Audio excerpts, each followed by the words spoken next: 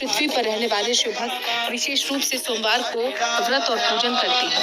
ये माह आध्यात्मिक उत्थान, मनोकामना पूर्ति और शिव कृपा प्राप्ति का शुभ समय माना जाता है। सावन का महीना पूरी तरह भगवान शिव को समर्पित होता है, जिससे शिव भक्त पूरी श्रद्धा और भक्ति के साथ मनाते हैं। इस दौरान भक्त रोजाना भगवान शिव और माता पार्वती की पूजा करते हैं। मनवांछित फल और भोलेनाथ का आशीर्वाद पाने के लिए भक्तगण इस दिन से पूरे सावन उपवास रखना आरंभ करते हैं। कुछ भक्त केवल सावन के पूरे सोमवार व्रत करते हैं और सभी भक्त शिवालयों में जाकर शिवलिंग पर जल, दूध, बेलपत्र आदि अर्पित कर जलाभिषेक करते हैं।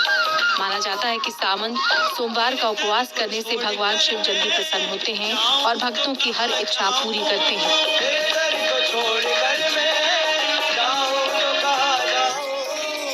सनातन परंपरा के अनुसार देवशयनी एकादशी से भगवान विष्णु क्षीर सागर में योग निद्रा में चले जाते हैं और इस अवधि में सृष्टि का संचालन भगवान शिव संभालते हैं। ये समय चातुर्मास कहलाता है, जो पूरी तरह धर्म, तप, व्रत और संयम का प्रतीक है। ऐसे में सावन का महीना आध्यात्मिक दृष्टि से बेहद खास माना जाता है।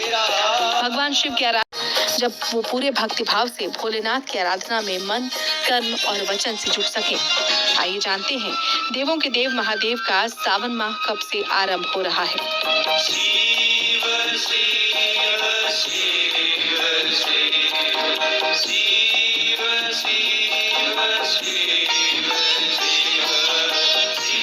कब से शुरू हो रहा है सावन का पावन महीना। वैदिक पंचांग के अनुसार इस वर्ष सावन का महीना 11 जुलाई 2025 से शुरू होगा। इससे पहले 10 जुलाई को आषाढ़ पूर्णिमा है, तो 10 जुलाई की रात 1:36 से शुरू होकर 11 जुलाई की रात 2:06 तक रहेगी।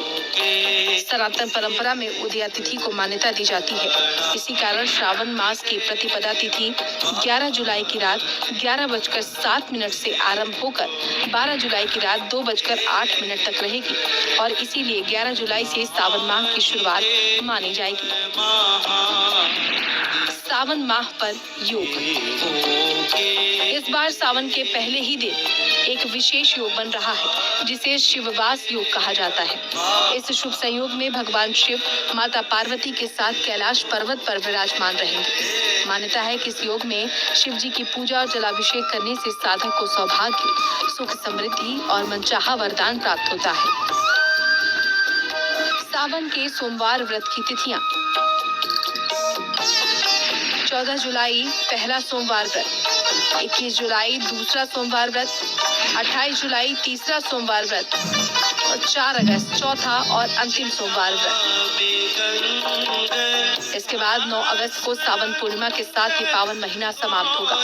इसी दिन रक्षाबंधन का त्योहार भी मनाया जाएगा। तो आइए जानते हैं हमें भगवान भोलेनाथ की सावन माह में किस विधि विधान से पूजा करनी चाहिए।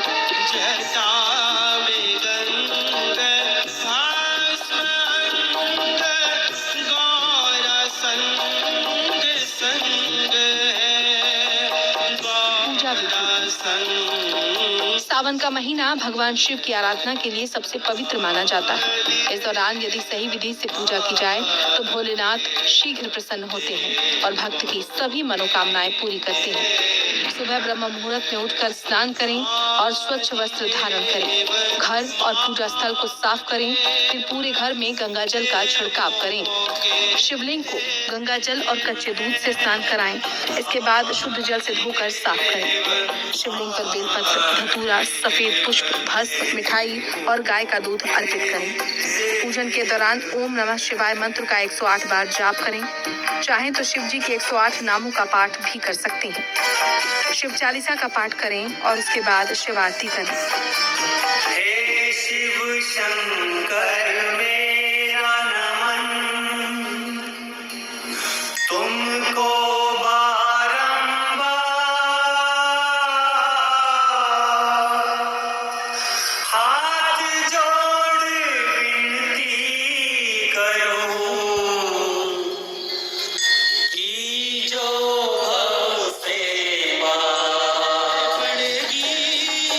हाथ जोड़कर भगवान शिव से अपने जीवन में सुख, समृद्धि और शांति की कामना करें।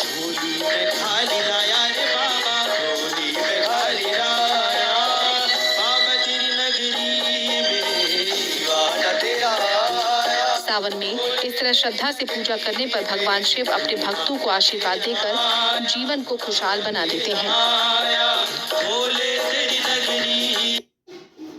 अधिकार भी नहीं। धरती पर देखा कि कोई शिवलिंग पर दूध चढ़ा रहा था, तो कोई शिवलिंग पर जल चढ़ा रहा था, तो कोई दूर दूर लोगों में से इस व्यक्ति ने मन से स्नान कराया है। यह स्वर्ग भोलेनाथ और माता पार्वती की एक बहुत सुंदर कहानी लेकर आए हैं। एक समय की बात है, सावन का महीना था। भगवान शिव और माता पार्वती कैलाश पर्वत पर बैठे थे।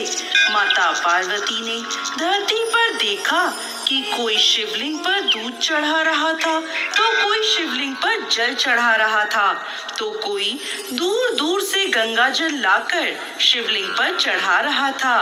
तब माता पार्वती ने भोलेनाथ से पूछा, प्रभु, पृथ्वी पर सभी मनुष्य आप पर इतना दूध और जल आदि अर्पित कर रहे हैं, इसका इन्हें क्या फल प्राप्त होगा?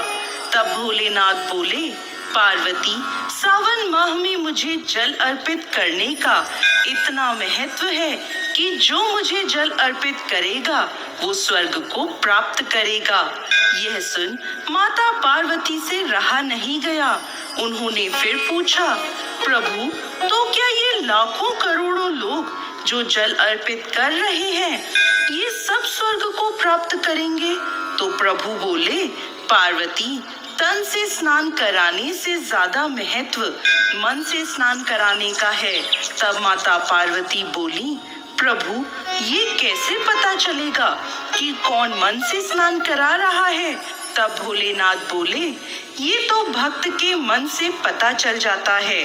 तब भगवान शिव बोले, चलो पार्वती, इसके लिए हम आपको धरती पर ले चलते हैं, वहीं आपकी जिज्ञासा शांत हो पाएगी। तब भगवान शिव ने अपने आप को एक कुरूप सा कुष्ठ रोगी बना लिया और माता पार्वती को एक सुंदर स्त्री का रूप दिया और दोनों एक शिव मंदिर के बाहर जाकर बैठ गए।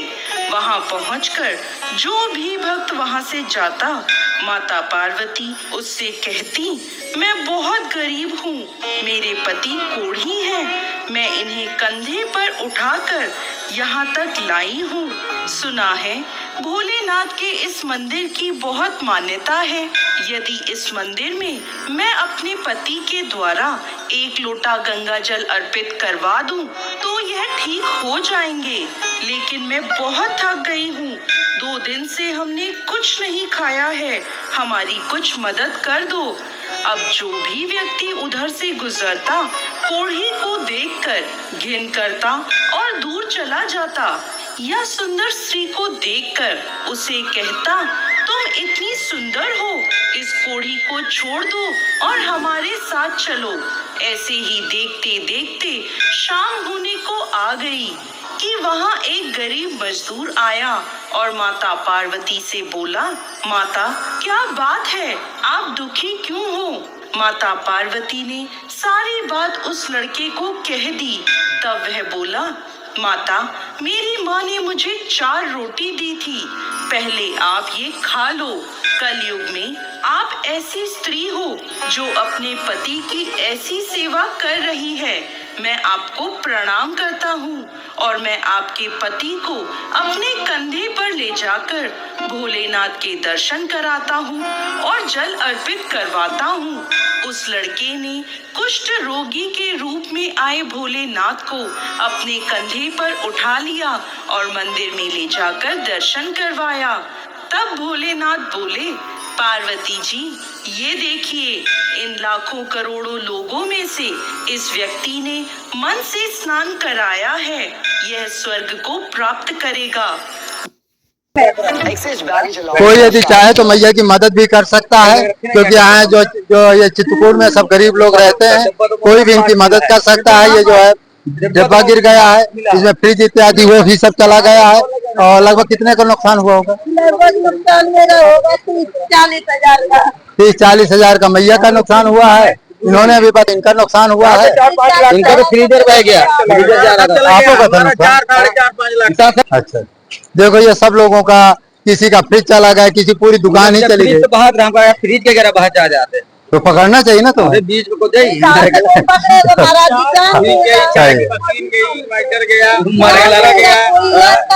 तो ये सभी लोगों का कोई ना कोई नुकसान हुआ। किसी की दुकान चली गई, किसी का फ्रिज बह गया। बताओ, फ्रिज बह रहा था 15-20 हजार का, कितने का आता है? 25 से कम 25-30 हजार का फ्रिज था, फ्रिज बह रहा था। अरे राम राम। ये मैया का तो बेचारे बहुत गरीब है, 30-40 हजार का इसका नुकसान हुआ। और ये तो मान लो चलो भगवान की कृपा से रुक गया है, तो ये मिल जाएगा इनको। तो हाँ, भाग खा लिया। और ये थोड़ा अड़ गया, इसीलिए ये डिब्बा रुक गया, नहीं ये भी चला जाता। तो इस तरह से देखिए कितना भयंकर जो बाढ़ चल रही है। और ये भी इधर भी लगता है कोई कुछ झोपड़ी ओपड़ी फंसी है। तो इस तरह से आप लोगों का है, हो गया।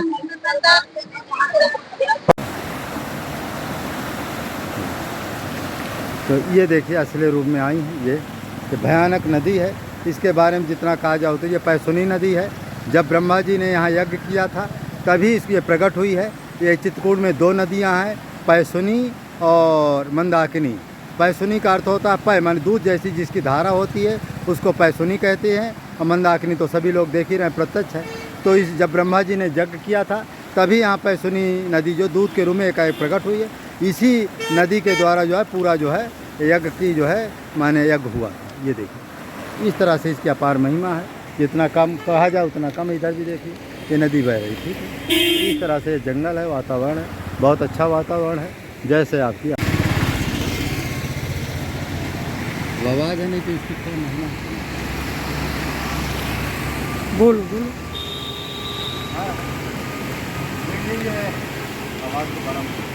चालू है ना, चालू तो है ना, चालू है ना। 1 2 3 ले चश्मा लगा लो।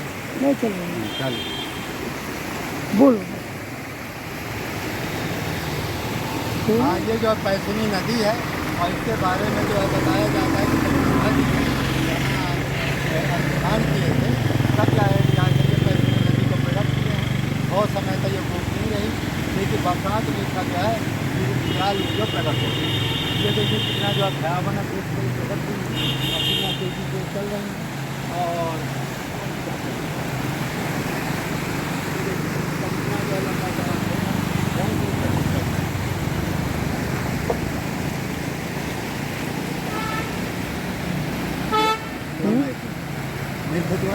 हाँ आई आई।